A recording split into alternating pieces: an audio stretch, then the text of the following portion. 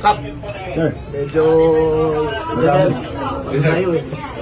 Kasalanan ko kasi yan kasi hindi ko na klaro sa kanila kung ano talaga ang mga patakaran. Siyempre, alam ko marami nagkatrabaho dito. Kumainit, magtatalaw talaga yung issue.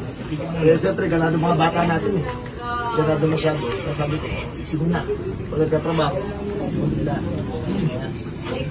Ayan ang ano yan eh.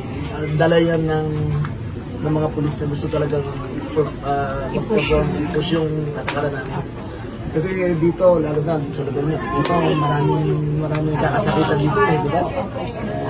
Kaya dito, pinipilit natin ng inuman, yung mga bata, pinapawi natin ng aga. Para naman sa lahat yan eh, hindi naman para sa... Hindi naman po kami against talaga doon. Yung nag-react lang po talaga ako. Kasi nga po, bakit, kumbaga, dapat po warning po muna talaga, di ba?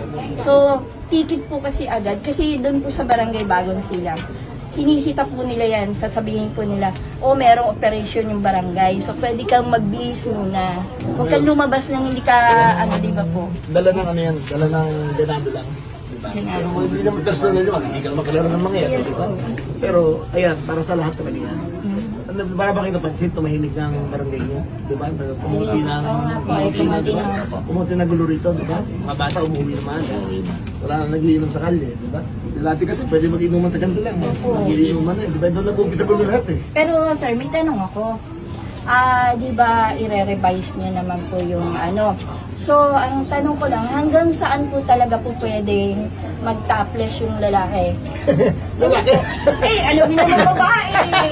Di ba? Pero, halimbawa po pag Gato patakaran niya. Basta nagtatrabaho, pwede.